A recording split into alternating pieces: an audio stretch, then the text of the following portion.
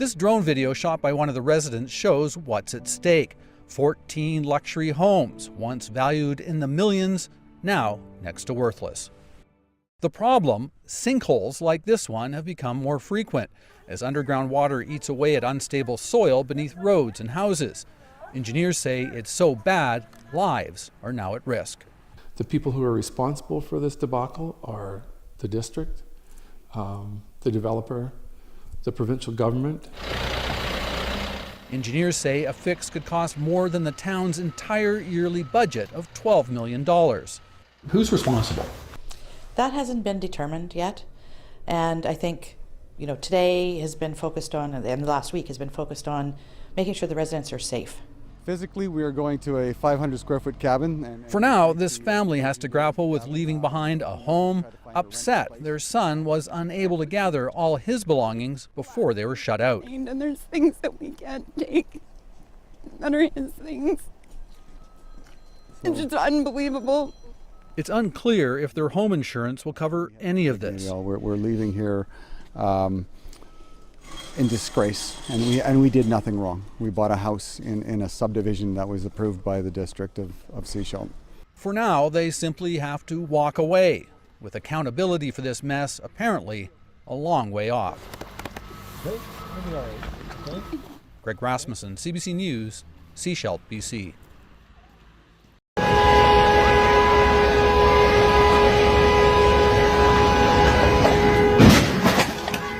It's nothing that we can do. No.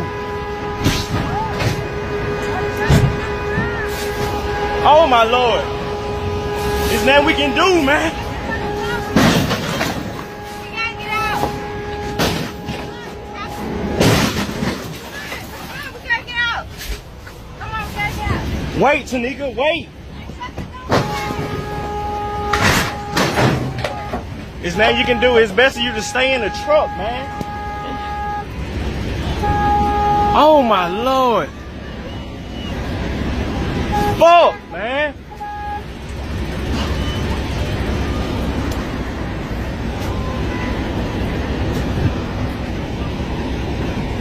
Oh my Lord, bro. Somebody dead. Somebody dead, bro.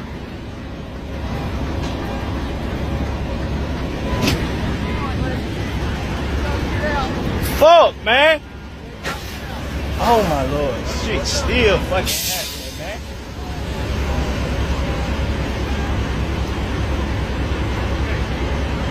Oh my Lord, it's an 18-wheeler coming. Oh my Lord. Come on.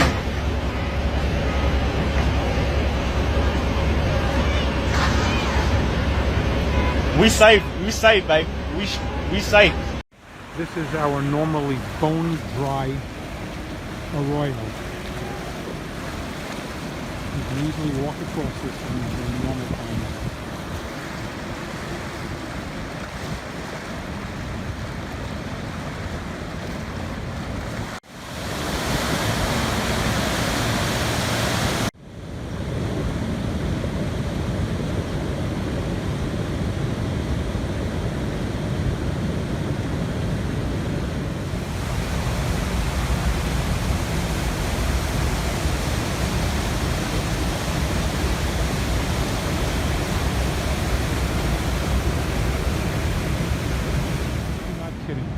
I had an 11 a.m. tea time this morning on this golf course.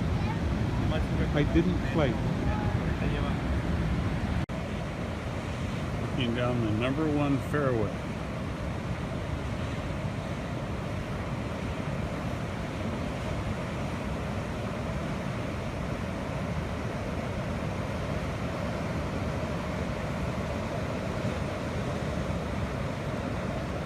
This is the driving range.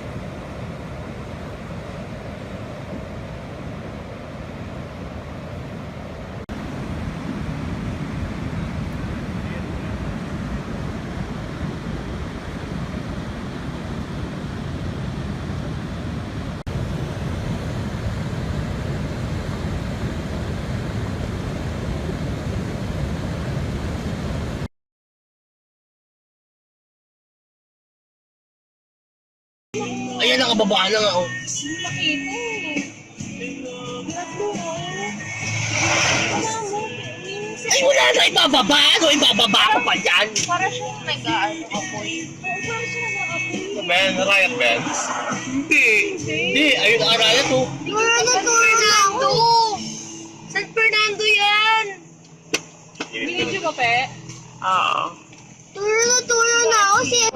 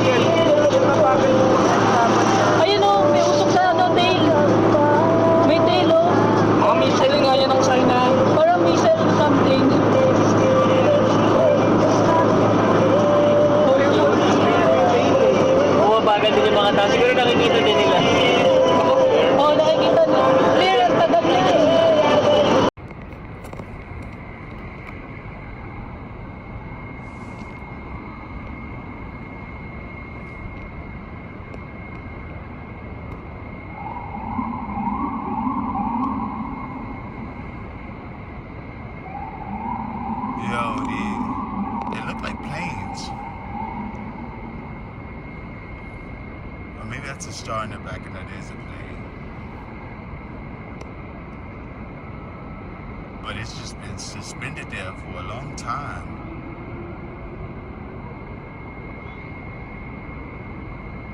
And even that one on the right went down a little bit.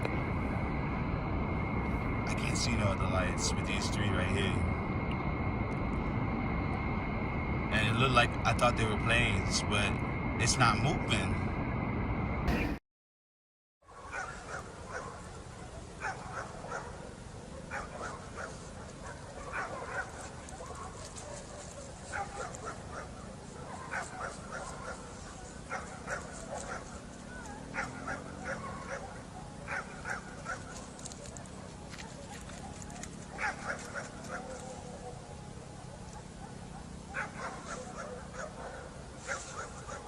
It was a close call in Pulaski County where a garbage truck slid into a sinkhole. Now city crews in Somerset are racing against the forecast to fill that hole before more rain hits. Conroy DeLuce continues our LEX 18 Storm Tracker team coverage.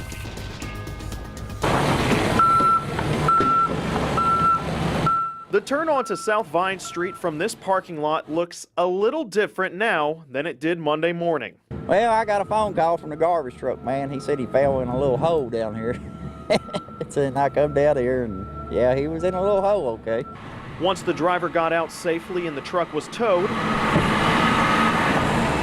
city crews got to work. We dug down last night somewhere around 15 feet till we hit the cave. And then we started backfilling with shot rock and smaller rock as we came up to fill the hole. The sinkhole opened just yards away. It's pretty good size, big enough to disappear a car in, bro. From a historic site in Somerset's history.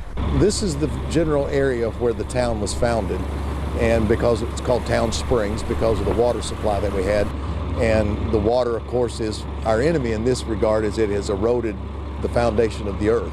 David Hargis says excess rain is to blame for the sinkhole. And unfortunately, it's in the forecast again for tonight, so we're working very hard so we can get it secured and hopefully don't have another washout. And depending on the weather, Hargis hopes concrete can be poured on top of the dirt sometime next week. Well, Sine, expect more traffic trouble on Indian Trail Road near I-85 in Gwinnett County tomorrow morning. From our Skyfox drone, you can see the problem, and it is a big one. A water main break knocked out traffic signals and caused a massive sinkhole. The sinkhole is at the intersection of Indian Trail and Brook Hollow Parkway. It's closed Indian Trail in both directions from Beaver Ruin Road to the I-85 bridge. It's unclear what caused the sinkhole and water main break, but it's clear that the damage that has been left behind is significant. You can use Beaver Ruin or Jimmy Carter as alternate routes.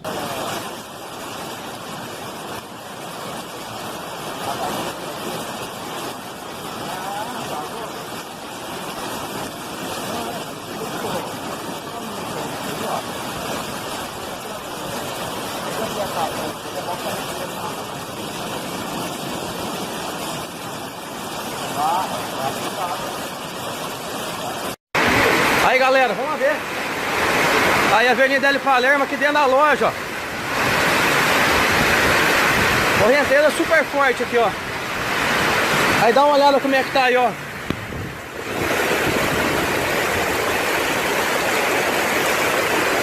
Água passando aqui, ó. Na altura dos carros. Loucura, loucura, loucura.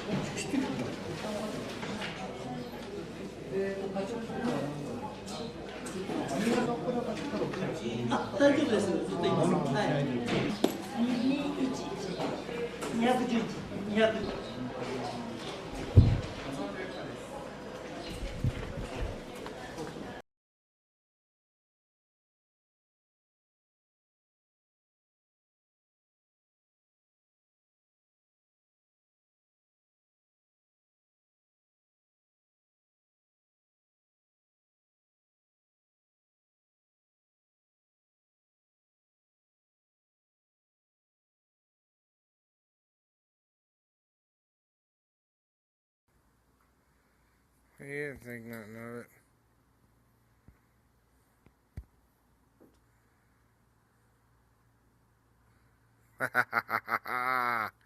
You want to see what it's doing?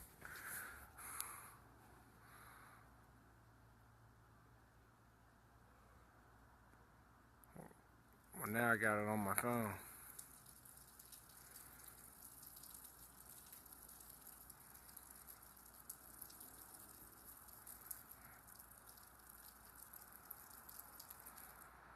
You know the date of today, Dad? What's the date of today?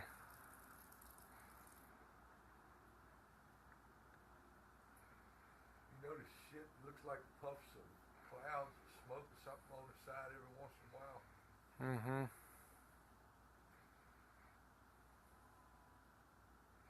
I'm gonna say January 18th.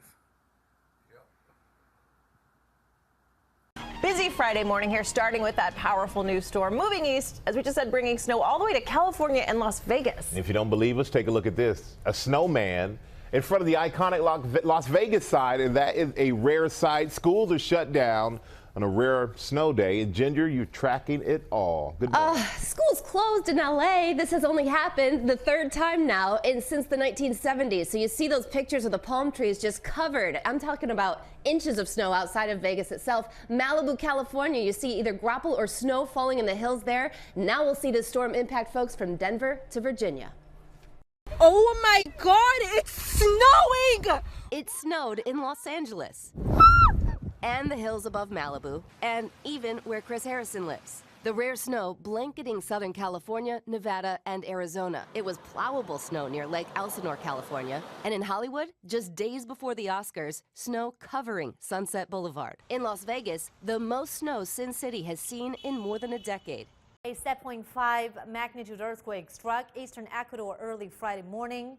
The United States Geological Survey says the quake had a depth of 130 kilometers and its epicenter was in a sparsely populated area close to the border with Peru. Strong tremors were reportedly felt in the city of Cuenca, over 250 kilometers away. There are no reports of casualties or serious damage to buildings. Strong, gusty winds have caused havoc in Italy along the Adriatic coast. 15 crew members had to be rescued by helicopter after a cargo ship and tugboat ran aground. Floodwaters have turned streets into rivers along the Bari coast. In the Lazio region, 2 people in their 70s were killed on the spot after a wall collapsed, and a Romanian man died when a tree fell onto a car near Rome.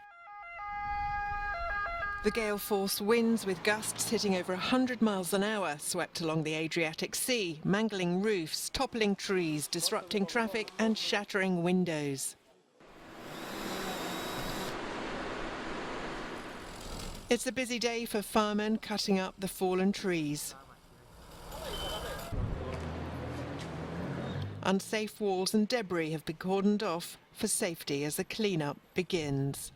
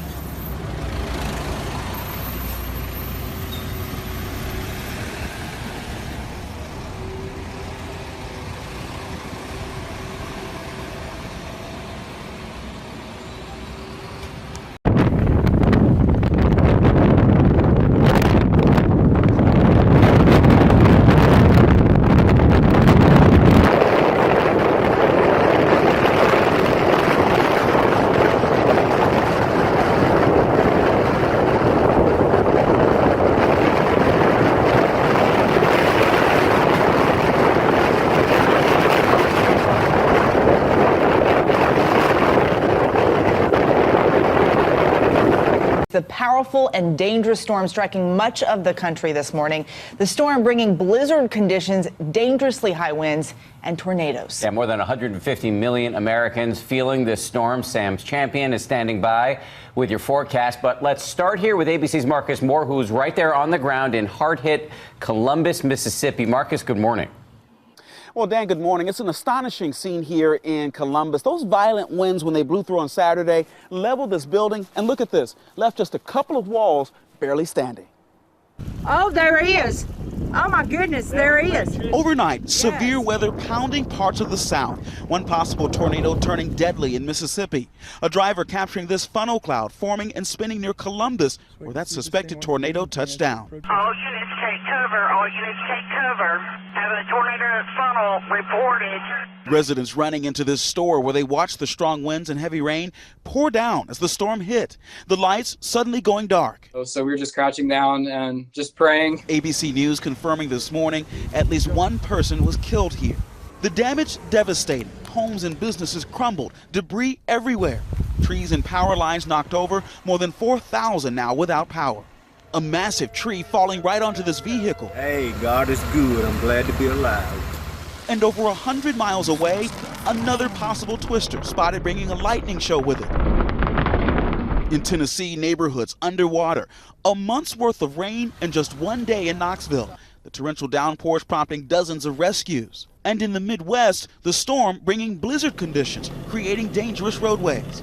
Highways paralyzed, drivers stranded in Nebraska. The roadway turning into a crash course with several cars piling up.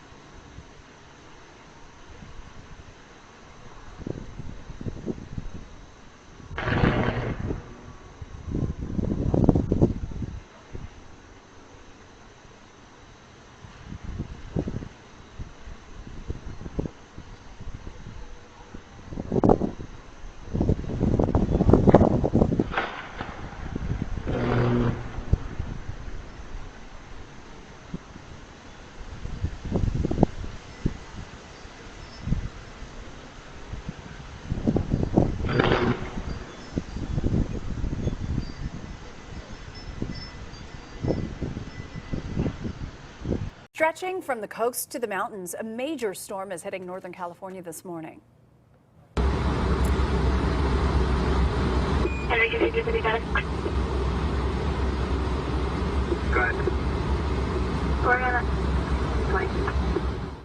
That looks miserable, doesn't it?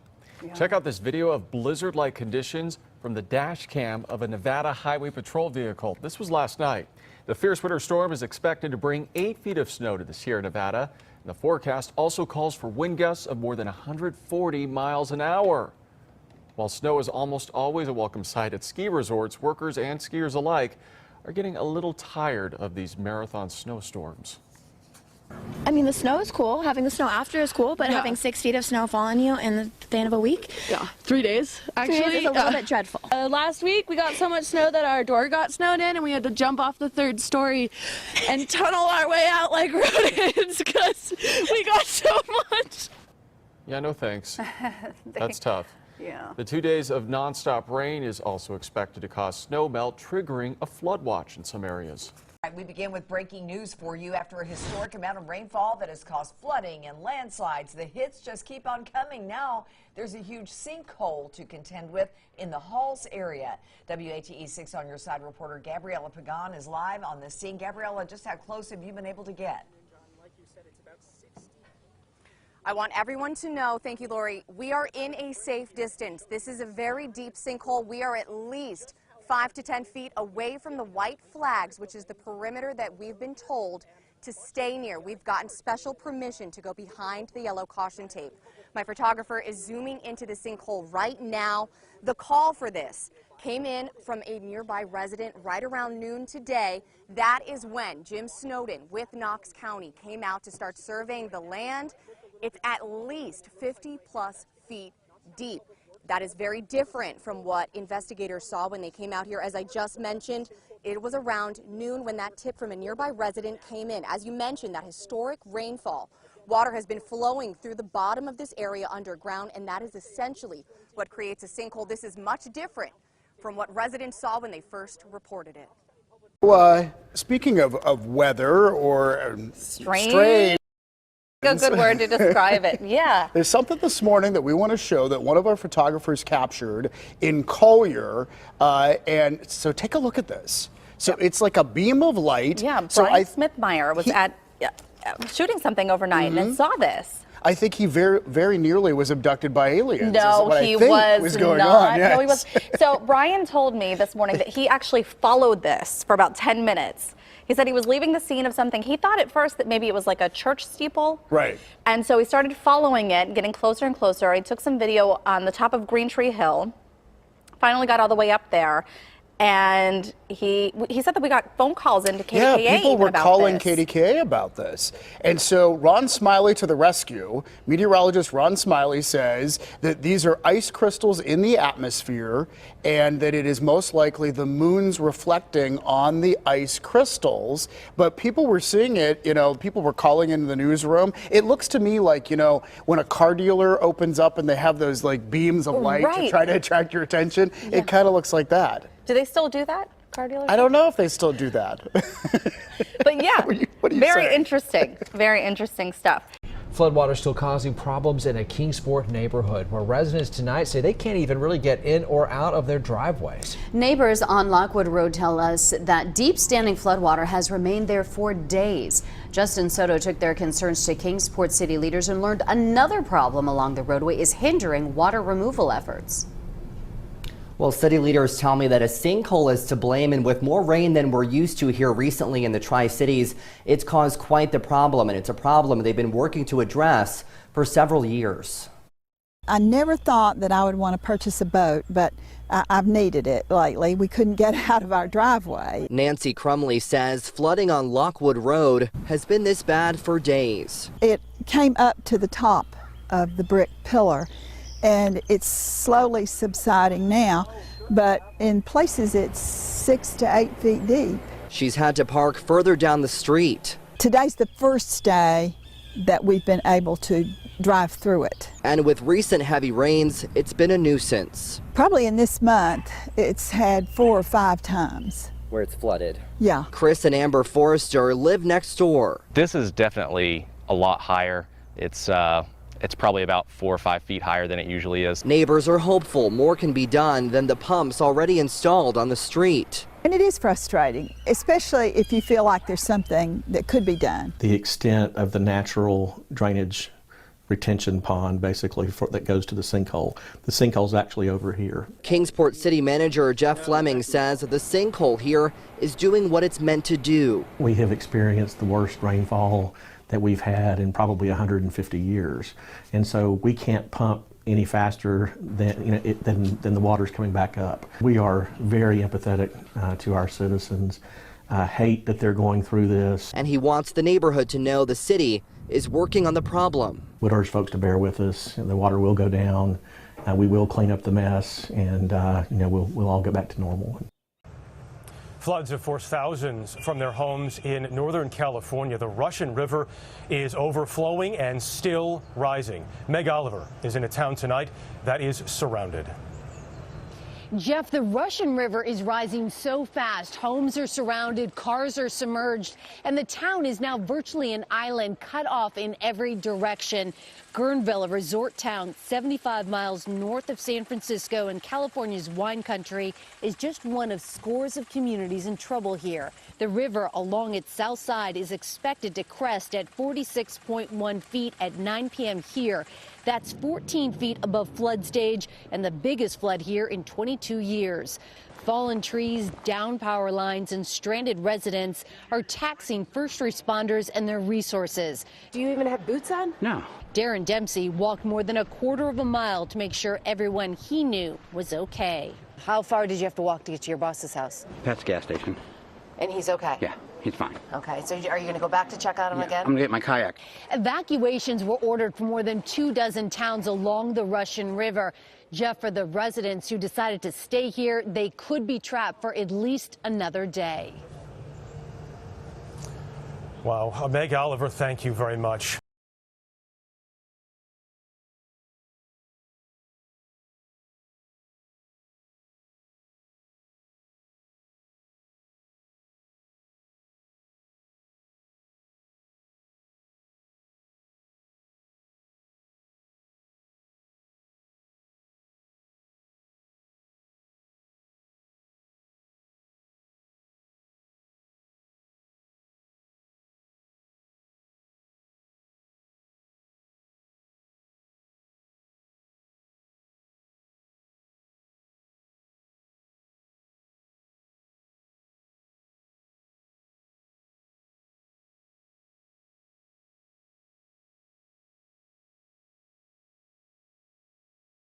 This is being watched a lot online, a video of a man being rescued from his car trapped in flash floods in Jerusalem.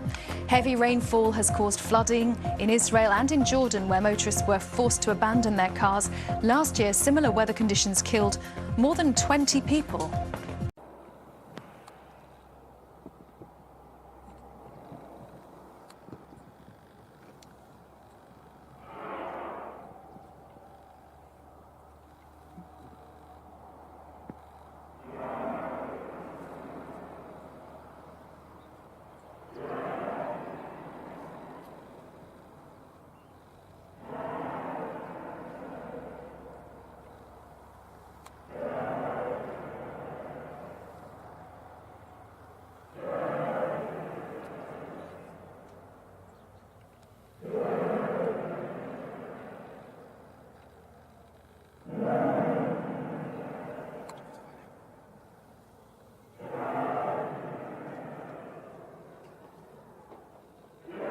The West Coast in California, they are bracing for that new storm as residents try to recover from the record rain and flooding that devastated dozens of communities. ABC's Will Carr is in Guerneville, California with the latest. Good morning, Will. Good morning, Michael. This area is under mandatory evacuation. The water has dropped significantly. You can see that brown smear on the top of this white post. And when you take a wide look, you can see there are still businesses and homes that are swamped across this area, with more rain on the way.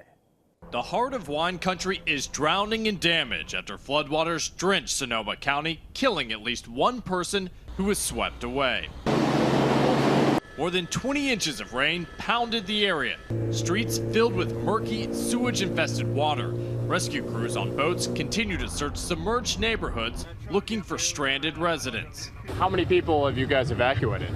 Upwards of 30 or so. In Guerneville, residents had to be rescued after the town turned into an estuary. This morning, the landlocked community now accessible, but the devastation is widespread.